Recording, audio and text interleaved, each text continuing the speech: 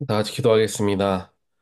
사랑의 하나님 감사합니다. 오늘도 우리에게 새날을 허락하시고 주 앞에 나와 말씀을 듣게 하시며 또한 그 말씀을 통하여서 오늘 하루도 하나님 주시는 힘으로 살아가게 하시니 감사합니다. 오늘 찬양으로 고백하였던 것과 같이 나에게 어려운 문제와 시험이 찾아올 때마다 주 앞에 가지고 나아가 엎드리며 하나님께 기도할 수 있도록 주여 축복하시고 우리의 기도를 들으시고 우리의 어려움을 바라보시는 또한 긍휼히 여기시는 그 하나님을 만나고 하나님의 능력으로 그 삶의 어려움들과 시련들을 하나씩 하나씩 이겨냄을 통하여 하나님이 나의 진정한 도움이 되심을 절대 경험하는 우리가 되기를 간절히 소원합니다. 하나님께서 맡겨주신 귀한 오늘 하루 저희들 세상에 속한 사람처럼 살아가지 않게 하시고 하나님의 거룩하신 빛의 자녀로서의 삶을 살아가려 애를 쓰고 깨어 있을 수 있는 우리 모두가 되게 하여 주시옵소서. 오늘 주시는 거룩하신 하나님 말씀 듣습니다. 말씀 속에 역사하시는 하나님 발견케 하시고 또한 그 발견되어진 하나님 우리의 삶에서 고백되게 하여 주시옵소서. 이 모든 말씀 예수 그리스도 이름으로 간절히 기도합니다. 아멘. 하나님 말씀 함께 보겠습니다.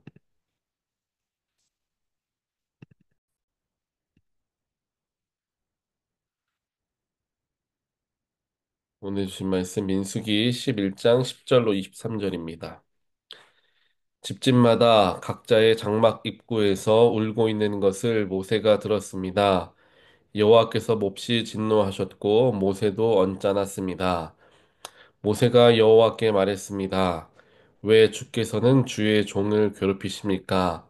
왜 제가 주의 은총을 받지 못하며 주께서는 이 모든 백성의 짐을 다 저에게 지우십니까? 이 모든 백성들을 제가 낳았습니까?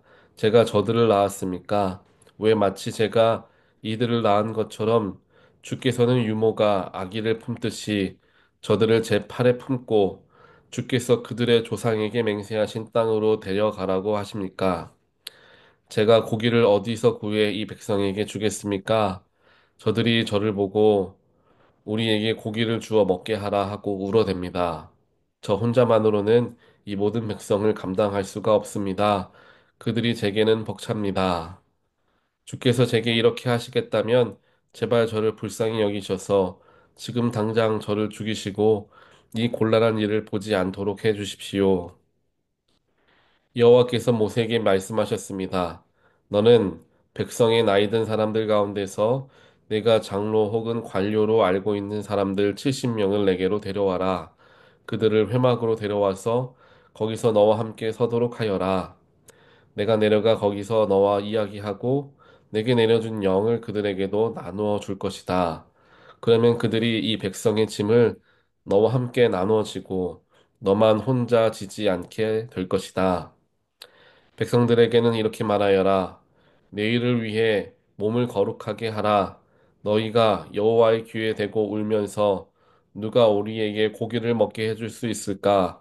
이집트에서 살던 것이 훨씬 나았구나라고 했으므로 내일은 너희가 고기를 먹게 될 것이다. 여호와께서 너희에게 고기를 줄 것이니 너희가 먹게 될 것이다. 1일, 2일, 5일, 10일, 20일만 먹을 것이 아니라 고기 냄새가 너희 코에 넘쳐서 역겨워질 때까지 한 달 동안 먹을 것이다. 이는 너희가 너희 가운데 있는 여호와를 거부하고 그 앞에서 울면서 왜 우리가 이집트에서 나왔을까라고 했기 때문이다. 그러자 모세가 말했습니다. 여기 나와 함께 있는 사람들 가운데 걷는 사람들만 60만 명인데 주께서는 내가 그들에게 고기를 주리니 그들이 한 달 내내 먹을 것이다라고 하시는군요. 양떼나 소떼를 잡거나 바다의 모든 고기를 다 모은다 한들 그들에게 충분하겠습니까? 여호와께서 모세에게 말씀하셨습니다. 여호와의 손이 그렇게 짧으냐? 내가 말한 대로 되는지 안 되는지 내가 보게 될 것이다. 아멘. 오늘 우리가 함께 보는 민수기 11장 이제 10절부터 23절까지 말씀에서 보면은 이제 광야의 길을 걸어가고 있었던 이스라엘 백성들이 하나님이 주시는 만나를 통하여서 이제 만나가 이제 밀가루와 같은 역할을 했기 때문에 뭐 빵을 구워 먹거나 이런 일들을 할 수가 있었죠. 하지만 그들이 밀가루 음식만 먹는다는 게 굉장히 어려운 일이죠. 그래서 그것들 밀가루 음식만 먹기가 힘들다라는 이제 불평들이 이제 나오기 시작합니다. 그러면서 그들도 고기를 먹고 싶다라는 이야기들을 하기 시작하죠. 그냥 고기를 먹고 싶으면 고기가 먹고 싶다라고 하나님께 말씀을 하고 기도를 하거나 혹은 모세에게 이야기를 했어도 좋았을 텐데 이스라엘 백성들은 하나님을 원망하는 모습으로 자신의 불만을 표출하게 됩니다. 그 불만을 어떻게 표출하느냐? 우리가 이집트의 노예로 있을 때에는 그래도 고기도 좀 먹고 먹을 것에 문제는 없었는데 여기 하나님 쫓아왔다가 우리가 먹을 것도 먹지 못하고 이렇게 불쌍하게 사는구나 라는 불평을 하나님께 했다라는 거예요. 이 이스라엘 백성들의 모습 속에서 우리도 똑같은 모습을 갖고 있음을 발견하게 됩니다. 우리는 종종 우리에게 부족하거나 우리에게 뭔가 필요한 것이 있음을 느꼈을 때 그것을 구체적으로 어떻게 채울 수 있을까? 혹은 얻을 수 있을까에 대해서 고민하거나 혹은 그것을 좋은 방향으로 해결하려기보다는 불평으로 먼저 그것을 이야기하는 게 우리 모든 인간들의 연약한 모습 중에 하나입니다. 그래서 많은 사람들이 자신에게 자신이 필요한 것을 요구하고 나에게 이러한 것이 필요합니다. 라고 말하고 부탁하기보다는 왜 나한테 이것을 해주지 않느냐라는 불평을 하는 것이 사람의 모습이다라는 거예요. 가족끼리 뭐 남편과 아내가 같이 또 식사를 하면서 우리 같이 살면서 밥을 좀 차려달라라고 밥이 먹고 싶다라는 이야기를 할 때가 있잖아요. 남편이 아내들에게 이야기할 때가 있지 않겠습니까? 그럴 때에 남편이 지금 배가 고프니 밥을 좀 먹으면 좋겠다라고 이제 좋게 이야기를 할 수 있잖아요. 그런데 보통 그렇게 표현을 하지 않죠. 왜 이렇게 밥을 시간이 됐는데 안 차려주냐라고 이제 불평을 하기 시작합니다. 또 뭐 밤 문제뿐만 아니라 많은 부분 속에서 우리는 사람과 사람과의 관계 속에서 그렇게 불평을로써 남들에게 다가가는 경우가 많다라는 거예요. 또 교회 안에서도 공동체이기 때문에 여러 가지 그런 문제들이 생기기 시작하는데 그런 것들이 분명히 누군가에게는 어, 내가 더 원하는 것, 내가 더 필요로 하는 것이 있을 거예요. 근데 그것을 표현하는 방법들이 불평으로서 표현되어지기 때문에 거기에서 갈등이 생긴다라는 것입니다. 나에게 왜 말을 그렇게 모질게 합니까? 라고 싸우고, 왜 말을 그렇게 못되게 합니까? 라고 이야기하기보다는 불평으로 얘기하는 게 아니라, 나에게 조금 선한 말을 좀 해줬으면 좋겠다. 결국 내가 원하는 것은 그거지 않습니까? 나를 조금 더 사랑해 주셨으면 좋겠다. 라는 말을 왜 교회가 사랑이 없느냐라고 불평으로 표현이 되죠. 교회가 아니라 뭐 어디에서나 마찬가지입니다. 그래서 우리들이 항상 입술에 말을 조심해야 하는 부분이 분명히 있습니다. 왜 이렇게 사랑이 없느냐? 왜 이렇게 못된 말만 하느냐? 라는 말로 부정적으로 이야기하기보다는 좋은 말을 하면 좋겠다. 우리를 조금 더 나를 더 사랑해주면 좋겠다. 라는 내가 필요한 것을 직접적으로 이야기하는 것이 훨씬 더 듣는 사람에게로 하여금 마음이 덜 상처를 받고 오히려 그렇게 해줄 수 있는 마음이 들 수 있게끔 할 수 있는 말이 되어진다라는 거예요. 즉 결국에 이스라엘 백성들이 오늘 하나님께 말씀드리고자 했던 것은 우리에게 고기가 필요합니다라는 거예요. 그런데 그것을 불평으로서 표현하면서 비교하면서 표현을 하기 시작했던 거죠. 그 불평을 듣고 하나님께서 그들에게 진노를 하십니다. 하나님께서는 진노를 하시고 오늘 말씀을 보니까 모세는 언짢아 했더라라고 표현을 성경에서는 하고 있어요. 왜 하나님은 진노를 하셨는데 모세는 언짢았을까요? 모세도 똑같이 힘들었던 거예요.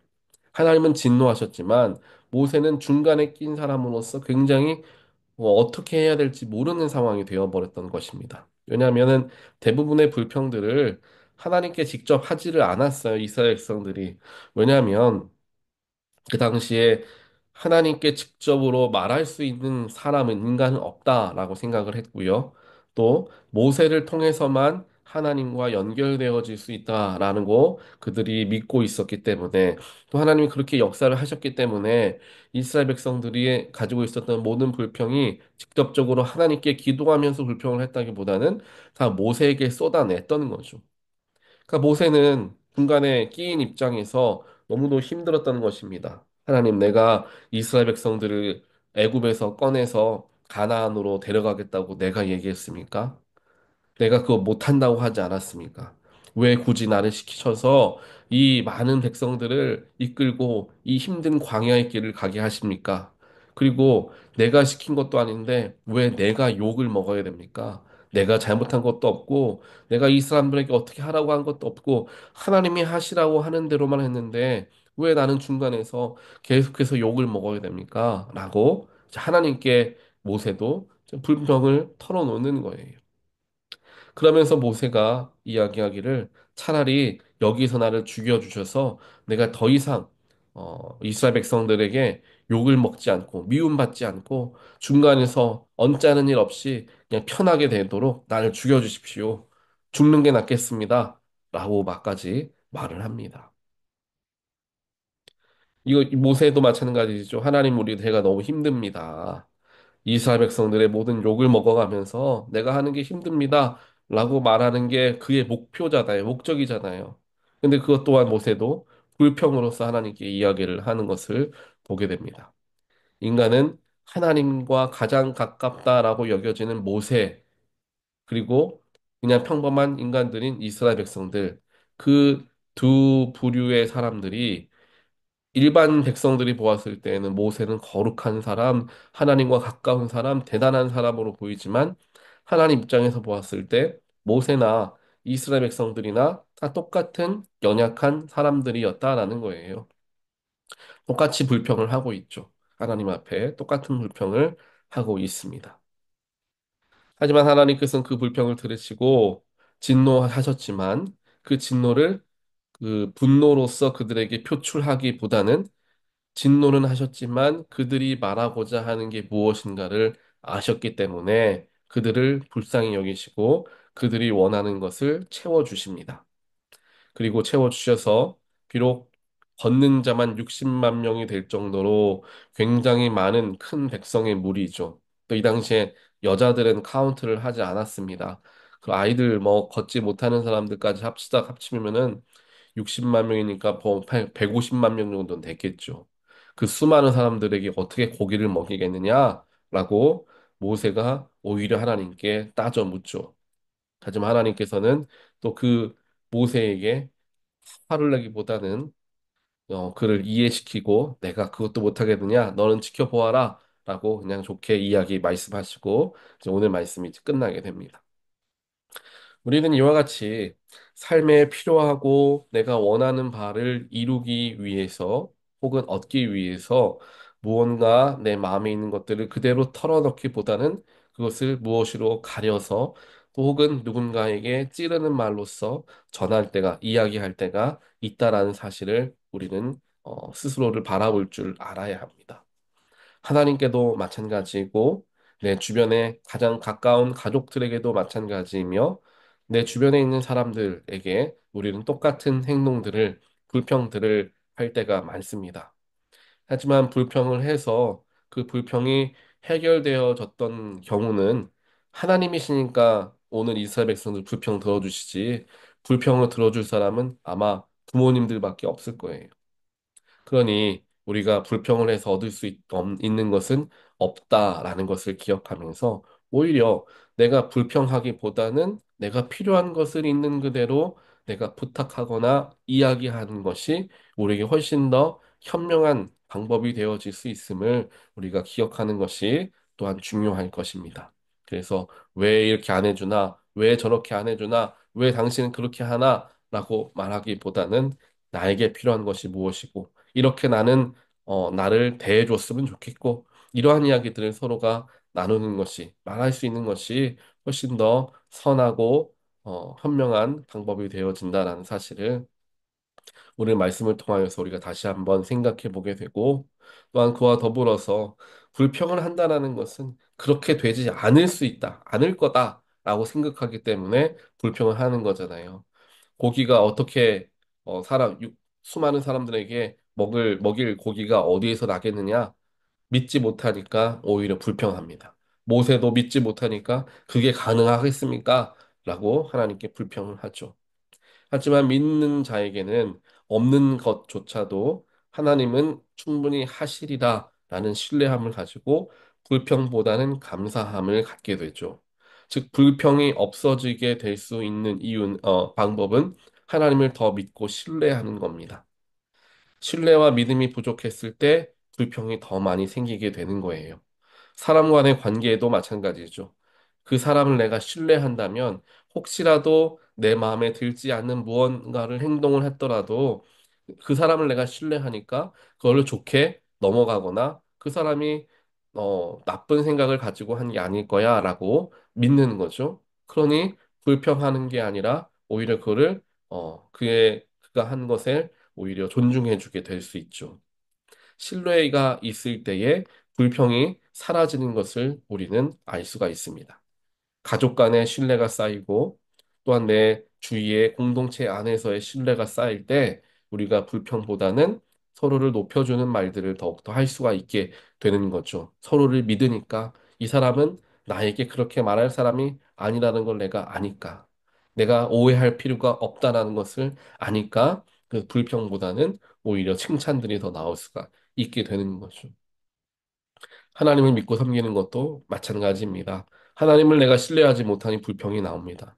하나님이 내 인생을 가장 선한 것으로 나에게 주실 것임을 내가 믿지 못하니까 불평하는 거예요. 그래서 오늘 말씀을 통하여서 우리가 더욱더 영적으로 연결해서 적용해 볼 수 있는 묵상점은 하나님을 더 신뢰해야 한다는 거예요. 하나님을 더 의지하고 하나님을 더 믿을 때에 우리에게 입술에서 불평이 사라지는 거죠. 부정적인 말들과 불평의 말들이 나오기 시작할 때 우리의 영혼을 들여다보게 되기를 원합니다. 그래서 하나님과 더 신뢰의 관계, 하나님을 더 믿을 수 있고, 하나님을 더 붙들고 의지할 수 있는 내가 되도록 우리가 노력을 해야 되겠죠.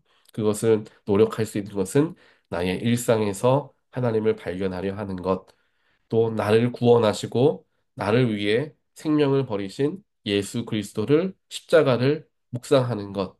이러한 일들을 통하여서 우리가 하나님과의 신뢰의 관계를 더 깊게 우리가 할 수 있음을 우리가 기억하시면서 우리의 마음을 다시 한번 돌아보아 불평에 빠져 있는 삶이 아니라 감사와 기쁨과 섬김과 또 높여주는 정말 누가 보아도 여유 있어 보이고 선해 보이는 사람으로 살아가게 되는 저와 여러분의 삶이 되시기를 주님의 이름으로 간절히 축원드립니다. 우리 같이 기도하겠습니다.